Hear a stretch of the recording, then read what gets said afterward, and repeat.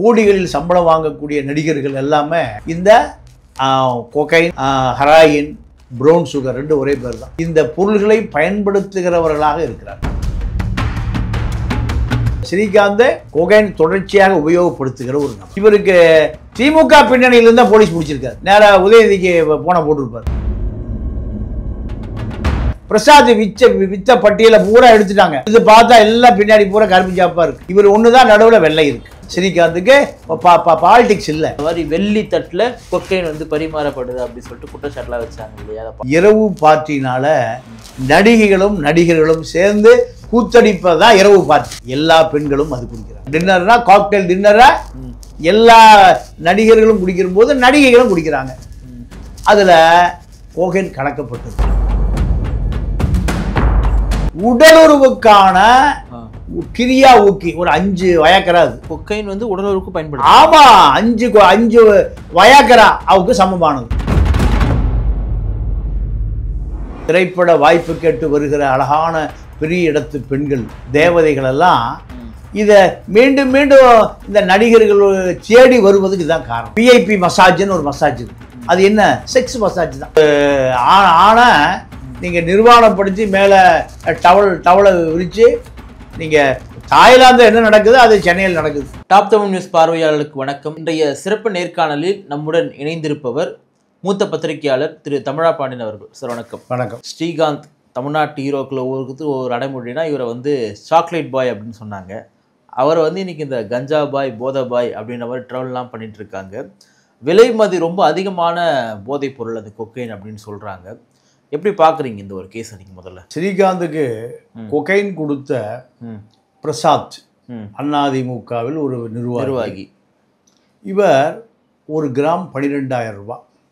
இந்த கொகைன் ஒரு கிலோ 12 லட்சம் ரூபாய்.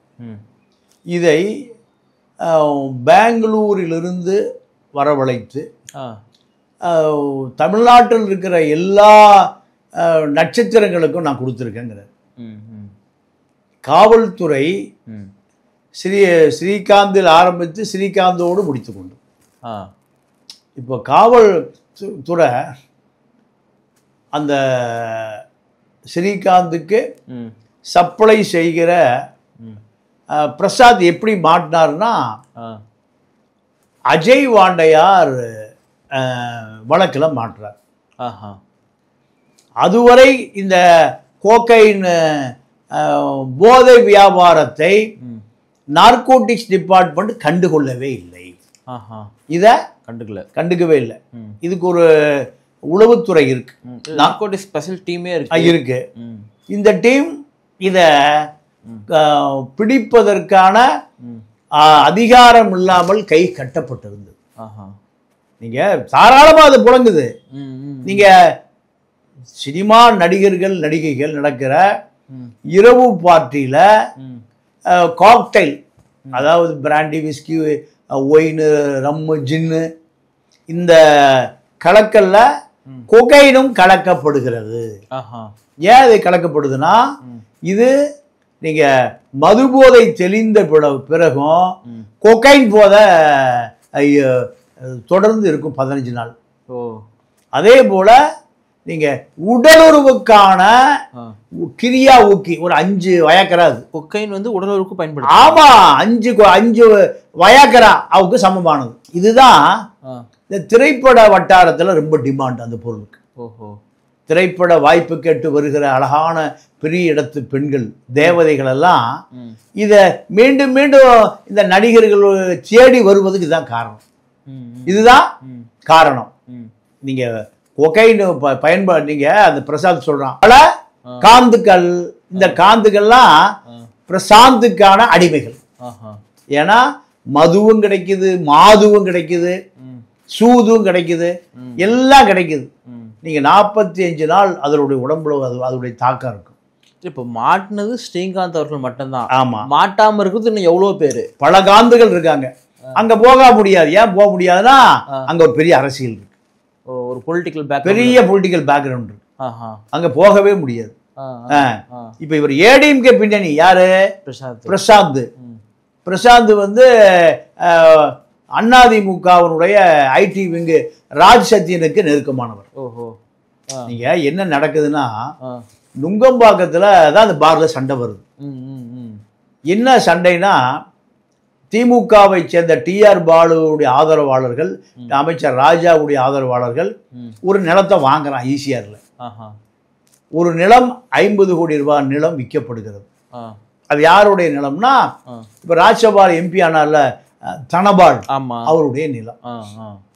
இந்த விற்பவர் அதிமுக, வாங்குபவர் திமுக. இதுல 2% கமிஷன். 50 கோடிக்கு 2 10 1 கோடி ரூபாய் கமிஷன். 1 கோடி ரூபாய் கமிஷன். இந்த 1 கோடி ரூபாய் சண்டை தான் அஜய் வாண்டையார் கும்பல் இப்ப குண்டாசில் போடப்பட்டிருக்கு. நீ எனக்கு பணம் கொடுக்கலைன்னா உன்னை நான் போட்டு தள்ளிடுவேன். ஏன்னா பணம் இருக்கிறவன் பயப்படுவான். அதனாலதான் சும்மா பார்ல நடக்கிற சண்டைக்காக குண்டாசெல்லாம் போட மாட்டான். புரியுது. இதுக்கு பின்னாடி ஒரு பெரிய அரசியல் இருக்கு. அவன் திருப்பி வெளியே வந்தா இந்த ஆட்டை 1 கோடி ரூபாய் வாங்க விட மாட்டான். ஏன்னா ஆமா ஒரு கொலையே 25 லட்சம் ரூபாய் இருந்தா கொலை பண்ணிட்டு வெளியே வந்தலான்னு இப்ப மக்கள் ரவுடி அசைன்மெண்ட் இருக்கு. ஒவ்வொரு ரவுடியும் குறைஞ்சபட்சம் 15-20 மர்டர் கேஸ் இருக்கிற பல ரவுடிகள்லாம் இருக்கான். சிடி மணியை போன்ற பல ரவுடிகளுடைய சொத்து மதிப்பு பல 100 கோடி இருக்கு. காவல்துறையினுடைய அனுமதியோடு தான் இந்த ரவுடியெல்லாம் வளர்ப்பு. எப்படிங்க ஒரு ரவுடிக்கு 15 மர்டர் கேஸ்? இவ்வளவு பெரிய கொடுமை தெரியுங்களா? கொலை கேஸே 15 கேஸ் நிலுவையில் இருக்குது. அவன் சுதந்திரமா சுத்திட்டு 16வது கேஸுக்கு அட்வான்ஸ் வாங்கிட்டு இருக்கான். அப்போ காவல்துறை தமிழ்நாட்டில் கலைத்து விடலாம். ஏடிஜிபி ஆள் கடத்திட்டு இருக்காரு. அஜய் வாண்டையார் குரூப்பு, டிஆர்பி ராஜா குரூப்பு மோதி கொள்ளுவதில் பெரிய வியப்பே இல்லை.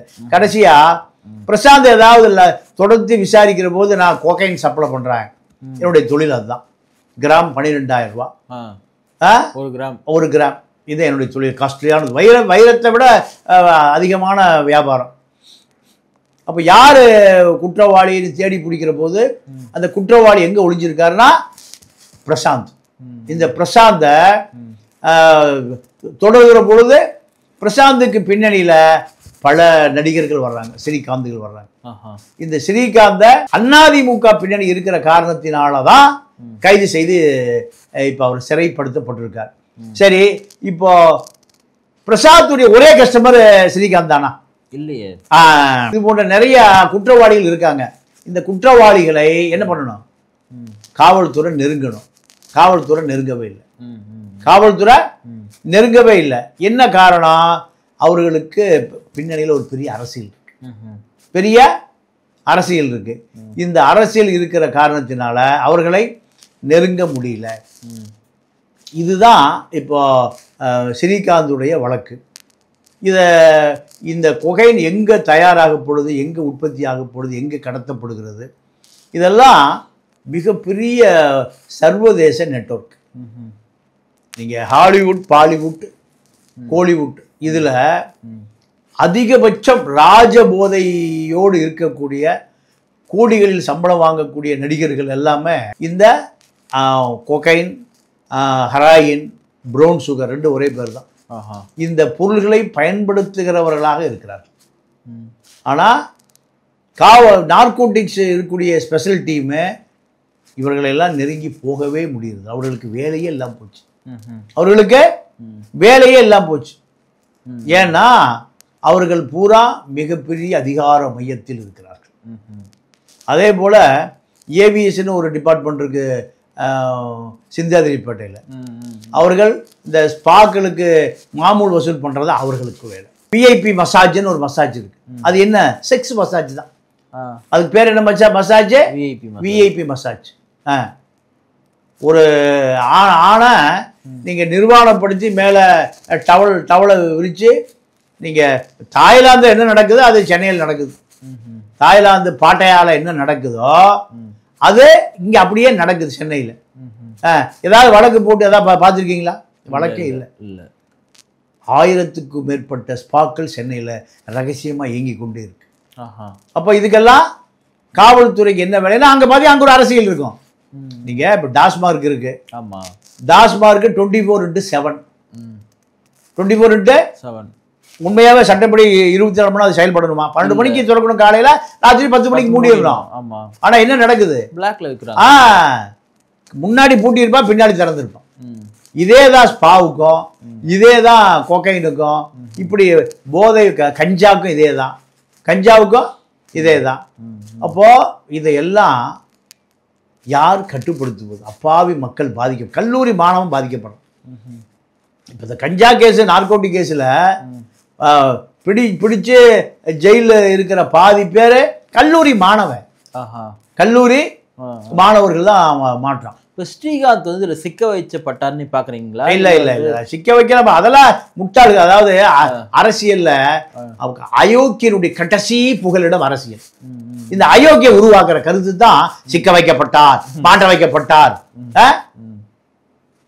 அவர் வந்து ஸ்ரீகாந்த் கொகைன் தொடர்ச்சியாக உபயோகப்படுத்துகிற ஒரு நபர். இவருக்கு திமுக பின்னணியிலிருந்து தான் போலீஸ் பிடிச்சிருக்காரு. நேராக உதயநிதிக்கு போன போட்டிருப்பார். இப்போ இவருக்கு ஆளுங்கட்சி தரப்புல ஆதரவில்லை. இப்ப இந்த பிரசாத் வித்த பட்டியலை பூரா எடுத்துட்டாங்க. எடுத்து பார்த்தா எல்லாம் பின்னாடி பூரா கருப்பு ஜாப்பா இருக்கு. இவர் ஒண்ணுதான் நடுவுல வெள்ளை இருக்கு. ஸ்ரீகாந்துக்கு பாலிடிக்ஸ் இல்ல, அரசியல் இல்ல, அதனால இவர் கைது செய்யப்பட்டிருக்கார். இப்போ நான் எனக்கு ஒரு கிராமே 12,000 சொல்றீங்க. ஸ்ரீகாந்த் ஒன்றும் பெரிய பயங்கரமாக இப்போ இருக்கக்கூடிய கோடிக்கணக்கில் சம்பளம் வாங்க கூட நடிகர் கிடையாது. கிட்டத்தட்ட ஒரு ஃபெயிலியரான ஒரு நடிகராக இன்னைக்கு இருக்காரு. ஒரு படங்கள் பெருசாக ஒன்றும் இல்லை.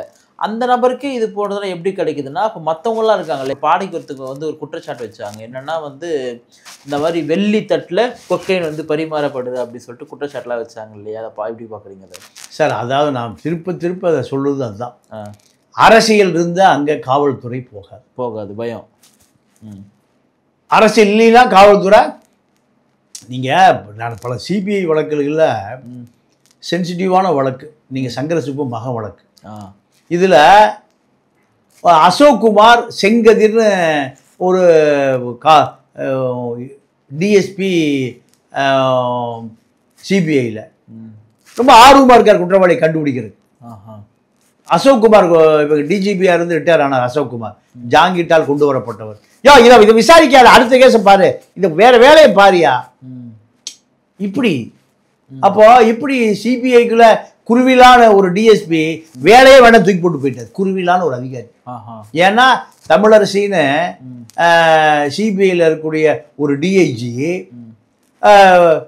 விவேகானந்தன் ஐஏஎஸ் வேலை வாங்கி தரதாக 3 கோடி லஞ்சம் வாங்கிட்டார். அந்த வழக்கில் யார் புகார் கொடுத்தாலும் அவனை கைது செய்யுன்னு சொல்லி சிபிஐக்கு அழுத்தம் கொடுக்குறாங்க. குருவிலாங்கிற டிஎஸ்பி இந்த போலீஸ் சிபிஐ வேலையே வேணா தூக்கி போட்டு போயிட்டார்.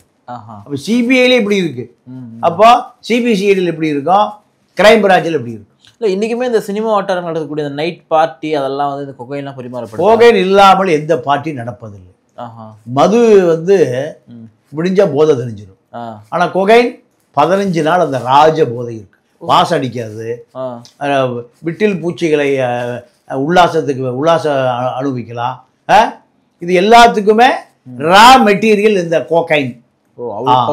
ஆமாமா, இல்லைன்னா ஒரு கிராம் 12,000 ரூபா, தங்கமே ஒரு கிராம் 12,000 அதுக்கு இல்லை. 8 கிராம் 80,000 ரூபா இல்லை, தங்கத்தை விட விலை ஜாஸ்தி. ஏன்னா கோடீஸ்வர குழந்தைகளுக்கு இதுதான்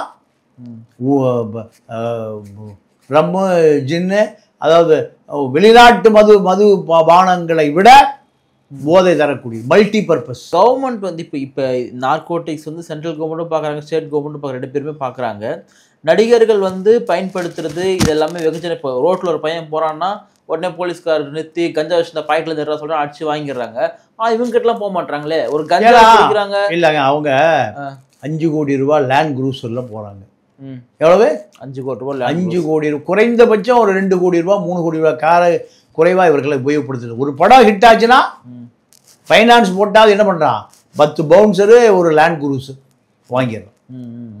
அப்போது அடுத்து பார்த்தீங்கன்னா நேராக யார் ஆளுங்கட்சி திரைப்படத்தில் தான் எல்லா கட்சியும் இருக்கான். அவரோட ஒரு டின்னருக்கு போனால் அறிமுகமாயிடறான். எங்கள் லீலா பேலஸில் ஒரு டின்னருக்கு போனால் அறிமுகமாயிடறான். இல்லை ஈசிஆரில் ஒரு டின்னருக்கு போனால் அறிமுகமாயிடலாம். இவன் இங்கே தன்னை காவல்துறை நெருங்குதுன்னா காவல்துறை மந்திரிக்கே போன போதும். அப்புறம் எப்படி நீங்கள் எனக்கு தெரிஞ்சு எந்த மார்வாடியும் கொகைனோ தண்ணி சாரா பிராந்தியோ அடிக்க மாட்டான். ஆனால் எல்லாருமே இந்த பாலியல் ரீதியாக நடிகைகளோட தொடர்புல இருப்பான். சேட்டுங்க மார்வாடி பசங்க. அப்போ எங்கேயாவது காவல்துறை போச்சுன்னா அவன் நேரம் ஐஜிக்கு தான் கூப்பிடுவான். அவனுக்கு தெரிஞ்ச ஐஜிக்கு தான் கூப்பிடுவான். ஒரு மார்வாடி பையன் காஞ்சிபுரம் எஸ்பியா இருக்காரு, பொன்மாணிக்கவேலு, டிஐஜி ஜாங்கிட். அப்போ ஒரு மார்வாடி பையன் ஒரு நடிகையோட இருக்கான் ஈசிஆர்ல. அவனை பாத்திரமா பாதுகாத்து கொண்டு போய் போலீஸ் வேன்ல கொண்டு வீட்டில் இறக்கி கொடுக்குங்கிறாரு. யாரு? ஜாங்கிட். அவர் மார்வாடிகளுக்கான லாபியிஸ்ட். எஸ்பி பொன்மாணிக்கவேலு என்ன தெரியுமா பண்ணாரு? அந்த பையனை மட்டும் ஜீப்பில் ஏற்றி கொண்டு போய் நடுக்காட்டில் ஜட்டியோட விட்டுட்டு வந்துட்டார். எப்படி? இந்த மார்வாடி பையனை ஜட்டியோட விட்டுட்டு வந்துட்டார் பொன்மாணிக்கவேலு. அவரு நல்ல அதிகாரியா, ஜாங்கிட்டு நல்ல அதிகாரியா? அப்போ காவல்துறை பூரா ஒரு பெரிய பியூரோக்ரசி பின்னாடி மறைஞ்சிருக்கு. நீங்க மார்வாடி சொன்னதால ஞாபகம் வருது. அயன் படம் நீங்க பார்த்துருப்பீங்கன்னு நினைக்கிறேன். சூர்யா பார்க்கல. இல்ல, சூர்யா வந்து இந்த வெளிநாட்டுல இருந்து இந்த மாதிரி இந்த ட்ரக்ஸ் எல்லாம் கடத்திட்டு வரக்கூடிய ஒரு மையமான படம். அதுல வந்து இந்த சேட்டுகள் தான் அதை வியாபாரம் பண்ணக்கூடிய ஒரு பார்த்துருவாங்க. அதில் நம்ம ஆட்கள், தமிழ் ஆட்கள் வந்து அவங்க கீழே வந்து வேலை செஞ்சுட்டு இருப்பாங்க இல்லையா? இதுல வந்து வட இந்தியர்களுடைய ரோல் அதிகமா இருக்கும். தமிழ்நாட்டுல இந்த கொக்கைன்லாம் வந்து போறது, பண்ண மாற்றம் பண்றது இல்லையா சார்? அதாவது எது சட்டத்துக்கு புறம்பான தொழில் இருக்கோ, கோடிகளை கொட்டுதோ, அதுல பூரா மார்வாடி இருப்பான். அதுல பூரா மார்வாடி இருக்கும். அது கோல்டா இருந்தாலும் சரி, எதா இருந்தாலும் சரி, கோல்டு, டைமண்ட், பிளாட்டினம். நீங்க ஒரு நாளைக்கு மெட்ராஸ் ஹார்பர்ல குறைந்தது ஒரு 2000 கண்டெய்னர் இறங்குது, 2000 கண்டெய்னர் ஏறுது. இது ஒரு இன்டர்நேஷனல் ஹார்பர் இல்லையா? அப்போ இந்த சவுகார்பேட்டை மார்வாடிகள் இறக்கப்படுகிற 2000 கண்டெய்னர்களுமே நீங்க அதுக்கு 1 கோடி ரூபாய் வேல்யூ இருக்கும் அந்த பொருளுக்கு. 25 லட்சம் ரூபாய்க்கு தான் பில் இருக்கும்.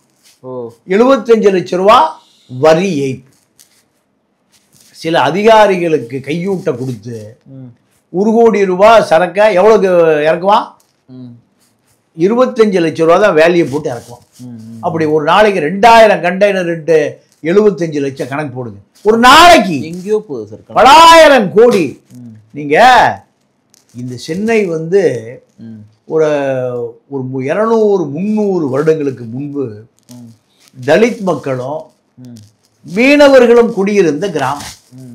எங்க 300 வருடங்களுக்கு முன்பு பிரிட்டிஷ்கார வந்துதான் என்ன பண்றான்? சர்வே பண்றான். அப்போ இந்த மண்ணில் மைந்தர்கள் யாரு? பூர்வகுடிகள். தலித் மக்களும் மீனவர்களும். 300 வருஷம் ஆச்சு. 300 வருஷம் ஆன பிறகும் அதே தலித் மக்கள் ரோட்ல படுத்து கிடக்கிறான். மீனவர் கடற்கரையில் படுத்து கிடக்கிறான். மார்வாடி கூட எத்தனை மாடியில் குடியிருக்கான்?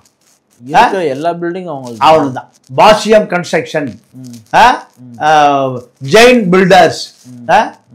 இந்த திராவிட இயக்கம் மொத்தமா அவனுக்கு வித்துட்டான். அரசு நிலத்திலேயே பில்டிங் கட்டிடுறான். அரசு நிலத்திலேயே பில்டிங் கட்டிடுறான். அவன் போடுறதுல முதல்ல ஒரு 1000 கோடி ரூபாய் பட்ஜெட் தான். 100 கோடி ரூபாய all parties, all rowdies, all police அதிகாரி, ரெவன்யூ பீப்புளுக்கு பிரிச்சு கொடுத்துறான். எவ்வளவு? 1000 கோடி ரூபாய் பட்ஜெட் தான். 100 கோடி ரூபாய் எங்க எப்படி பிரிச்சு கொடுத்துறான்? இந்த மாதிரி கவர்மெண்ட்ல யாரு இவனை கேட்க ஆளு இல்லை. இப்போ இந்த நடிகர்கள்லாம் பயன்படுத்துறாங்கன்னு இருந்துச்சு. அவர் வழக்கறிஞர் பீரியட் எடுக்கும்போது சொல்றாரு, அவரு நடிகைகளுக்குமே அதிகமான இந்த கொக்கைன்லாம் போகுது அப்படின்ற மாதிரி சொல்லியிருந்தாங்க. அதை எப்படி சார் பாக்குறீங்க? சார் நடிகர்னால அப்புறம் நடிகை இல்லாம எப்படி நடிகர் இருப்பான்? அவங்களுக்குமே தேவை. டின்னர், அதாவது டின்னர், இரவு விருந்து நடக்குது இல்ல, நைட் பார்ட்டி நடக்குது இல்ல, இரவு பார்ட்டினால நடிகைகளும் நடிகர்களும் சேர்ந்து கூத்தடிப்பதான் இரவு பார்ட்டி இல்லையா? ஆண்கள் மட்டுமே கூட அது பார்ட்டியா அல்ல. எல்லா பெண்களும் அது குடிக்கிறாங்க. எதுல? டின்னர். டின்னர்னா காக்டெயில் டின்னரை எல்லா நடிகர்களும் குடிக்கிற போது நடிகைகளும் குடிக்கிறாங்க. அதுல கோகைன் கலக்கப்பட்டிருக்கும். அப்போ நடிகர் குடிக்கிற 4 பெக்கிலையும் கோகைன் இருக்கும், நடிகை குடிக்கிற 4 பெக்கிலையும் எது இருக்கும்? Cocaine. கோகைன் இருக்கும். நீங்க பாபா அதாவது மது போதை நீங்க 8 மணி நேரத்துல குறைக்கும். இந்த கோகைன் போதை எத்தனை மணி நேரம் இருக்கும்? 15 நாள் இருக்கும். எத்தனை நாள்? 15 நாள். நீங்க ஒரு டின்னருக்கு போற ஒரு நடிகை அதை குடிக்காமல் காக்டெயில குடிக்காமல் இருந்தா அவளை அந்த நிகழ்ச்சியில் அவளை இன்வைட் பண்ணுவதே இல்லை. நான் ஒரு 20-25 வருஷத்துக்கு முந்திலாம் 5 நட்சத்திர ஹோட்டல்ல நடக்கிற பத்திரிகையாளர் சந்திப்பு, அந்த கார்பரேட் முதலாளிகள் நடத்துறாங்கல்ல, அதுக்கு நாங்கெல்லாம் போவோம். தாஜ் ஹோட்டல், லீலா பிளஸ் அப்ப கட்டலை, தாஜ் ஹோட்டல், சோலா, அடையாறு பார்க், கன்னிமரா இருக்கிற ஒரு 5 நட்சத்திர ஹோட்டல். 20 வருஷத்துக்கு முந்தி சொல்றேன். அப்போ இப்போ இடிச்சு கட்டிட்டாங்க அடையாறு பார்க். அங்கெல்லாம் ஒரு பெரிய அந்த ஏற்றுமதி முதலாளிகள் தன்னுடைய நிறுவனத்தினுடைய புது கண்டுபிடிப்பு இதுக்கெல்லாம் வந்து ப்ரெஸ் மீட் நடத்துவோம். அப்போ அதுக்கு எங்களை இன்வைட் பண்ணுவோம். பெரிய costly dinner, costly cocktail, costly gift எல்லாம் கொடுப்போம். அப்போ நாங்களாம் 20 வருஷம் முந்தி போவோம். போனால் நிகழ்ச்சி முடிச்சுட்டு சாப்பிட்டுட்டு இப்போ பஃபே ஒரு ஆளுக்கு 3000 ரூபா பஃபே. அப்போவே நான் 20 வருஷம் முந்தி சொல்கிறேன். அப்போ நாங்கள்லாம் போவோம். யாருன்னா குறிப்பிட்ட எனக்கு ராஜா இறந்துட்டார். இப்போ வின் டிவியில் இருக்காரு ஒரு நண்பர், பேர் வேண்டாம். இப்படி நான் அப்போ கண்ணால் கண்ட காட்சி என்னன்னா, ஒரு பெரிய இன்னைக்கு அரசியலில் டாப்பில் இருக்கிற ஒரு நடிகை, அந்த நடிகை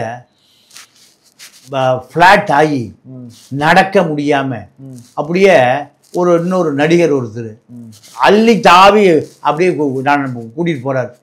எங்க ஸ்டார் ஹோட்டல் அடையாறு பார்க்கல. அந்த அம்மா நடக்க முடியாம காலெல்லாம் பின்னி அப்படியே போறது. அத்தனை பேரும் பாக்குறாங்க. இது எத்தனை மணிக்கு? ஒரு 10 மணிக்கு இரவு நடக்குது. ஏன்னா அங்க எல்லாரும் வர முடியாது. புரியுது. 5 நட்சத்திர ஹோட்டல்ல குறைந்தபட்சம் 10,000 ரூபாய் இருந்தா தான் போய் டின்னர் சாப்பிட்டு வர முடியும். ஆமா. ஒரு காஃபியே 250 ரூபா. ஒரு காஃபியே 250 ரூபா. அப்போ அந்த நடிகைய கால் பின்னி பிடறி நடக்க முடியாம எதுல? கோகைன். இப்ப சாராய போதை அல்ல நான் சொல்றது. சாராயங்கிறது மதுவை சொல்றேன், சாராயம். அதுக்காக பட்டச்சாராயம் அதை சேர்த்துக்க முடியாது. மது போதை அல்ல அது. என்ன போதை? கோகைன் போதை. இது எப்ப நான் சொல்லி 20 வருஷம். அதனால நீங்க அந்த அம்மா பக்கத்துல போயிட முடியுமா? காவல்துறை முடியாது. இப்படி பல பேர் இருக்காங்க. ஏன்னா அரசியல்வாதிகள் தொடர்பு இல்லாமல் எந்த நடிகையும் நீங்க ஃபீல்ட்ல இருக்கவே முடியாது. சார், நிகழ்ச்சியில் பங்கேற்று பல்வேறு கருத்தில் பகிர்ந்தமைக்காக நன்றி. நன்றி, வணக்கம்.